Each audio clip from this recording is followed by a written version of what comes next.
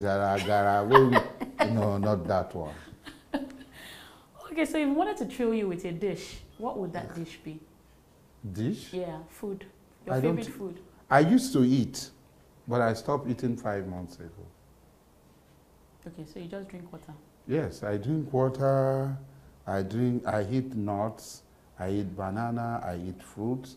For Okay. 5 months plus now, I've not been eating because of what is coming in front. I look at myself. I say people are looking at me. I was weighing 153. Sometimes roving 157, 153. I said, God.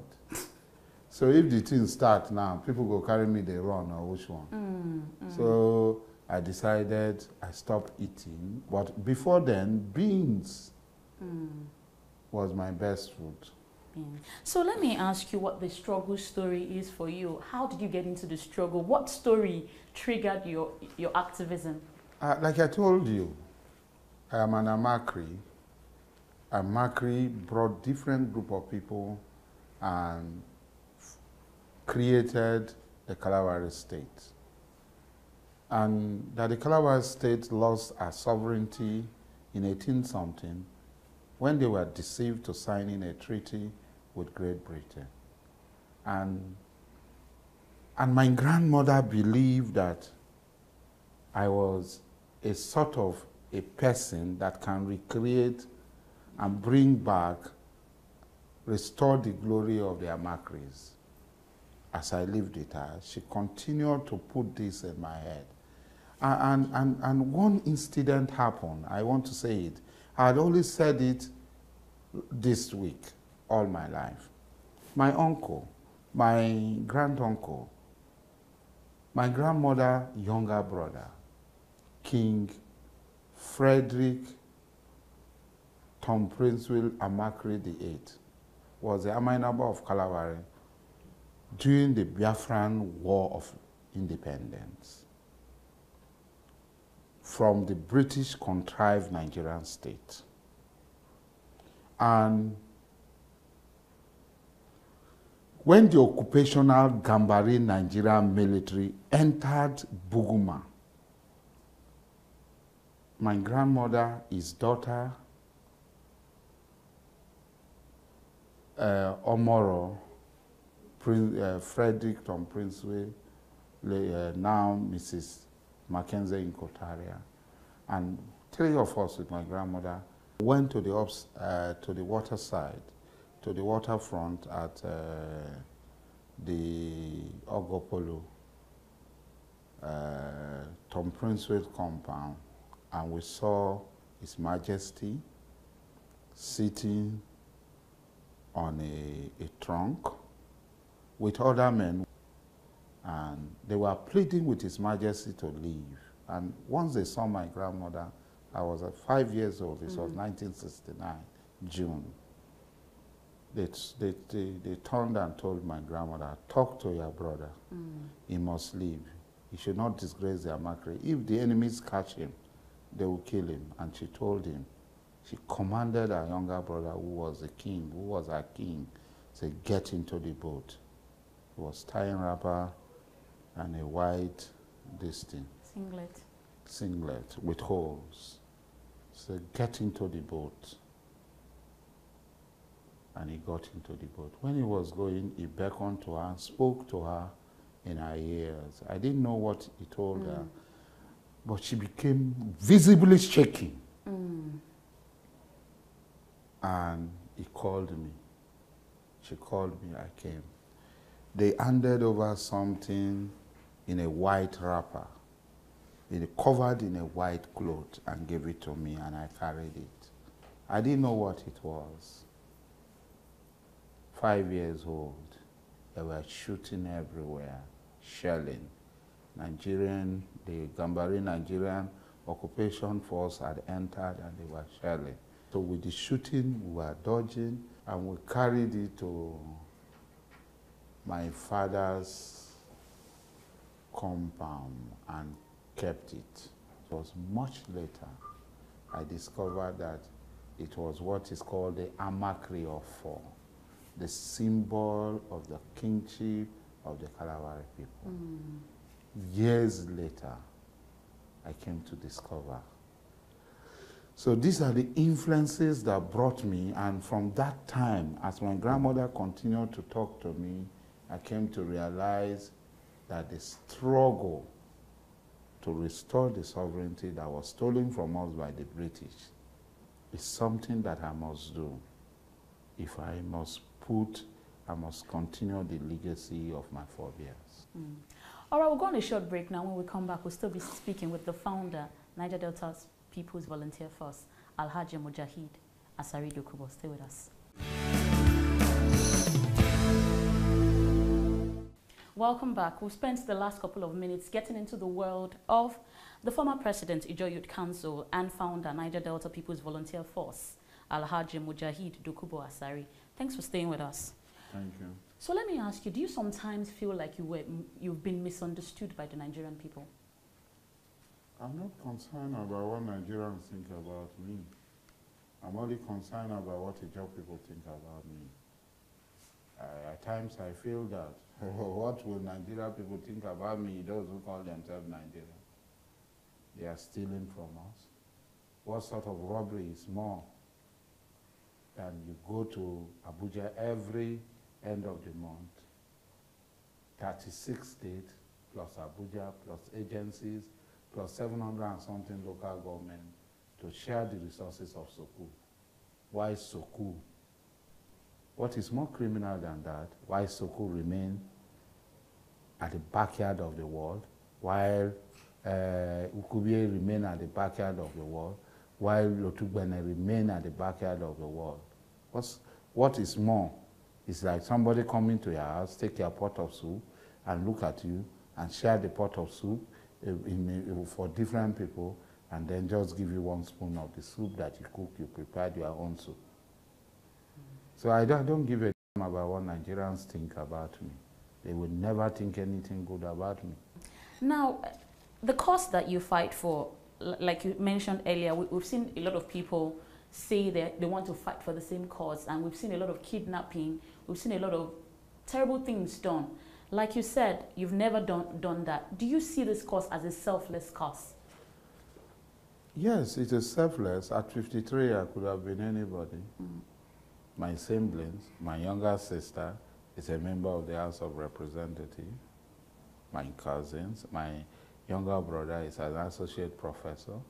My younger, so I too would have been anything if I had not taken the part of the struggle. But you know, when there are, when you are a student of revolution, there are revolutionaries and counter-revolutionary elements. And counter-revolutionary element can be promoted by the enemy to join the struggle, which Obasanjo did very well. When Obasanjo saw that the Niger Delta struggle, which we were involved in, I wouldn't say which I was leading, I was involved because there are so many others. He infiltrated the struggle with counter-revolutionary element, counter-struggle element. And this counter-struggle element were introduced into the struggle to give the struggle a bad name. So they carry out kidnapping, they do this, they do that, and they say, but unfortunately, these elements were not able to give the struggle a bad name because the bad people, the bad people are more than the good people. So everybody started appreciating this is our struggle, don't leave them. Some elders whose children are abroad, they are our children, leave them. You are children. Did the struggle say you should go and do fire? You know what fire is? I don't. Yes. Some people go to the pipeline, take the oil, cook it, destroy the environment more than what Shell, Ajib, Chevron, Totafina Health is doing. They do fire. You go to the vegetation, they destroy it. They are not part of our struggle. They are criminal elements.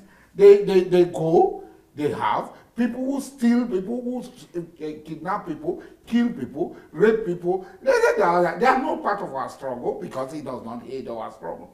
Our struggle is a moral struggle. Because look, the just struggle is not only moral, it's religious. Because 99% of the fighters, of the combatants, believe in the efficacies of the various mechanisms in a land. But some rogue so-called elites want to associate all of us together that we're in the struggle. No, we are not in the same struggle. But sometimes their action aids our struggle. Yes, their action aids our struggle. It's the truth. You have to be. It aids our struggle. Like now. But they are not doing it. Why are they not kidnapping the people who have the oil blocks? The people who have the oil blocks that are shopping our money that they don't know even where Ikubie is. They don't know where Soku is. That are shopping our money, you are not kidnapping them. You go and kidnap small people, go and demand for money, go and kill people, go and do this. You are not part of our struggle. You suffer. We have been saying it. Even though it makes us them to be afraid. It makes them to say, I have to be careful. Oh. So the government gave the amnesty bribe to mostly the criminal element. Because, yes, some of the genuine people in the struggle are afraid. If we not take this in red and talk, then go kill us. Oh. But people like us, we say, no, we are not criminals. Because what you do today will reverberate tomorrow. And so we said, this your amnesty bribe, kokolo, we're not going to take out. So we did not take it. So some people too, they have become billionaires through the amnesty bribe. Because somebody says, I have 10,000 people. Where? Somebody says, I have 2,000 people. Where? 2,000 people, 65,000 naira a month. 130 million a month. Then you pay the people 20,000, you pay the people 5,000, you pay the people whatever you like, you pocket the other one. Where you go work, where you go get that kind of money?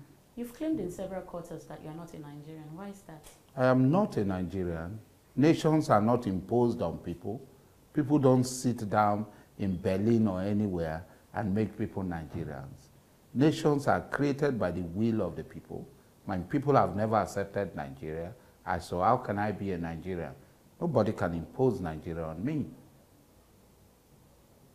The free will of the people create nation. If everybody gathered together, the Jaw people, which include the Kalawari people, like nobody forced the Kalawari people to become Jaw people, they naturally know that they are Jaw people. So nobody will force an Owerri man, an Inkwere man, to be an Igbo person. He naturally knows he's an Igbo person. So if we want to be Nigerians, then we have to sit down and decide for ourselves that today we are going to give up our separate identities and accept Nigeria as our country. So is that the reason why you do not have any investments in this country? It's not about having investment in this country.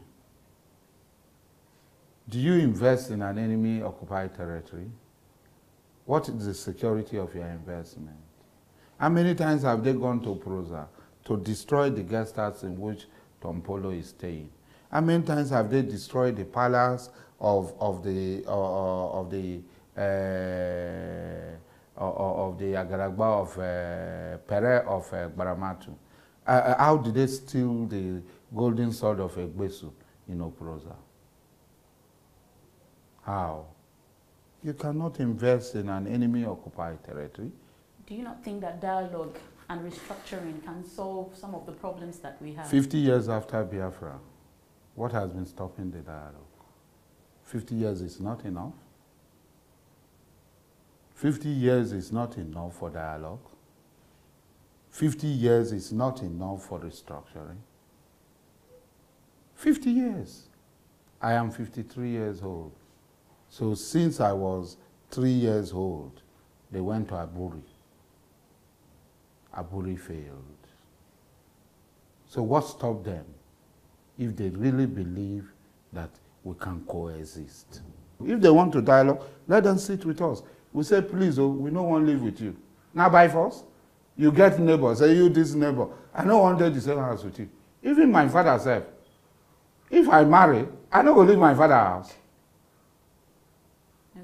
Now by force I go live for my father's house. Now by force I go live with my brother, if they are our brothers. Now by force I go live with my sister. So there is no, we are not asking for war. We don't want war. Who wants to die? I don't want to die. I have 21 children. I don't want to die. I want to enjoy my life to 90-something. My grandmother died at the age of 94. My uncle just died at the age of 98. I want to enjoy my life very well, kokolo to the end. So who is calling for war? Who is calling for crisis? They are the ones who said, if we want to go, they will kill us. They are the ones who are attacking IPOB members. They are the ones who are killing people. They are the ones who say they have the power to kill. Nobody is saying we want to kill anybody. Leave us, let us go. Lastly, as we round off to a close, let me ask you, if your children chose to follow this path, would you give them your approval? Any of my child who is not ready to follow this path is not my child. That is if I did not achieve my heart desire to have freedom, my heart desire to spend my own currency, my heart desire to carry my own passport, my heart desire to display my own flag. And if peradventure anything happen and my children are to take over from me, and my child does not join and goes to join, that child, look at him very well. Let them go and conduct. My son or daughter is not ready to take this one, then they should go and conduct a DNA on him. He's not my child. She's not my child. So lastly, tell us one thing that you know about yourself that a lot of people do not know, but you would like to share. People say I drink. I've never drank alcohol. People say I smoke. I've never smoked. That does not mean drinking. Drinking is part of your life. So I'm not going to be ashamed. Ogogoro, now we make calm. Kai kai, now we make calm. I can't breathe. We they drink am. But I've never drank. It does not make those who drink bad. I have never smoked. The job people normally before this time were not smokers. I've never smoked. As they have known, EFCC, they look, I did not steal anybody's money, and I have never stolen. So these are the things. Thank you very much for coming on the program. Thank you, my sister. We have been speaking with the former president of the Ijaw Youth Council and the leader of the Niger Delta People's Volunteer Force, Alhaji Mujahid Dokubo Asari. He's been letting us into his world. Trust you enjoyed the show. Remember, you can keep up with us by sending your mails to the Sunday interview at tvcnews.tv. We will be waiting to hear from you. Thanks again for watching. I'm Jokeli Jado. Bye. Thank you very much.